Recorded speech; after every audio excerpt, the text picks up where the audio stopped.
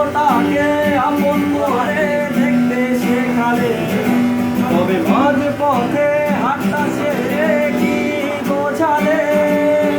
ভালোবাসি তোমায় আমি এই কথা জানি, তবে বলবো না আর আগের মতো।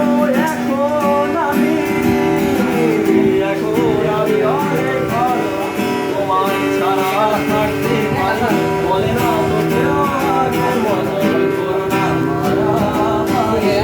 আমার আকাশ আমার সবই আমি আমার মতো বুঝিয়ে দিয়েছি।